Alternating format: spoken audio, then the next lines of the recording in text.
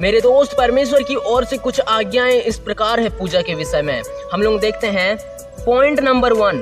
Point number 1 में कहता है तू किसी पेड़ की पूजा ना करना। पॉइंट नंबर 2 में कहता है तू किसी पहाड़ की पूजा ना करना। देखिए मेरे दोस्त, हमारा जो खुदा है ना, वो जीवित परमेश्वर है।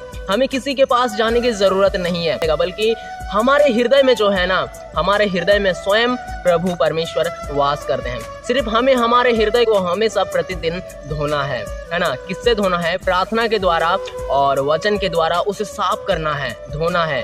हमेशा प्रभु परमेश्वर हमारे हृदय में वास करते हैं और हमेशा प्रभु परमेश्वर हमारे साथ रहते हैं। पॉइंट नंबर 3 में कहता है तू किसी लकड़ी, पत्थर, सोने चांदी की मूर्ति की पूजा ना करना। उनका देश मूर्तों से भरा पड़ा है।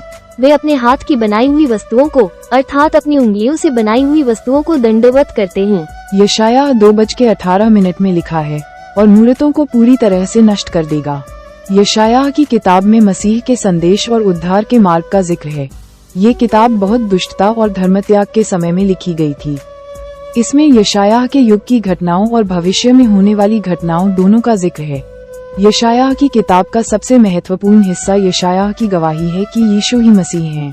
यशायाह 2:20 में क्या लिखता है? देखिए मेरे दोस्त, यशायाह 2:20 में यह लिखता है, यशायाह 2:20 के मुताबिक न्याय के दिन लोग अपनी सोने चांदी की मूर्तों को, जिन्हें उन्होंने पूजा के लिए बनाया था, छछूंदरों और चमगादड़ों के आगे फेंक देंगे। पॉइंट नंबर 4 कहता है तू किसी नदी नाले की पूजा ना करना। वो जो भी नदी हो, उस नदी में जल बहता है। वो कोई जीवन का जल नहीं होता है, लेकिन प्रभु यीशु मसीह ने कहा मेरे हृदय में से जो जल निकलता है ना, उस जल को यदि तुम चखोगे, पियोगे, तो तुम अनंत काल तक जिंदा और जीवित रहोगे और तुम कभी प्यासा नहीं होगे। यूहन्ना 4:13 और उसका 14 में कहता है जो कोई यह जल पिएगा वह फिर प्यासा होगा, परंतु जो कोई वह जल पिएगा जो मैं उसे दूंगा वह फिर कभी प्यासा न होगा। वरन जो जल मैं उसे दूंगा वह उसके भीतर एक सोता बन जाएगा जो अनंत जीवन के लिए उमड़ता रहेगा।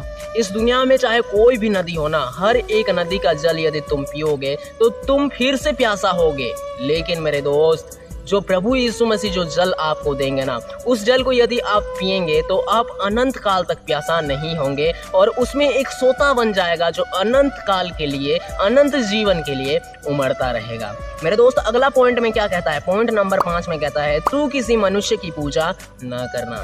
परमेश्वर का वचन कहता है कि तुम सिर्फ अपने प्रभु परमेश्वर के सामने दंडवत करना, तुम सिर्फ अपने प्रभु परमेश्वर को दंडवत करना और उसे छोड़ किसी और को ईश्वर कह के ना मानना। देखिए मेरे दोस्त, आप जो है ना, आप प्रभु के संतान हैं, आप सिर्फ प्रभु के आगे झुक सकते हैं, उनके पैरों में गिर सकते हैं। किसी और का पैर को छूना, ये वचन नहीं कहता है कि तुम किसी और का पैर को छुओ, इसीलिए हमें किसी और का पैर को नहीं छूना चाहिए। व्यवस्था विवरण 5:9 में क्या लिखा हुआ है? व्यवस्था विवरण 5:9, व्यवस्था विवरण 5:9 में लिखा है, तू उनको दंडवत न करना और न उनकी उपासना करना, क्योंकि मैं तेरा परमेश्वर यहोवा जलन रखने वाला ईश्वर हूँ। इसके आगे लिखा है कि जो लोग मेरे विरुद्ध पाप करते हैं और मुझसे घृणा करते हैं, तो मैं उनके बच्चों, यहाँ तक कि उनके पोते पोतियों और परपोतों को भी दंडित करूँगा। यशायाह 2:21 में क्या लिखता है? यशायाह 2:21 में लिखता है, यशायाह 2:21 के मुताबिक जब यहोवा पृथ्वी को डराने के लिए उठेगा, तो लोग उसके भय और प्रताप से बचने के लिए चट्टानों की गुफाओं और दरारों में घुस जाएंगे।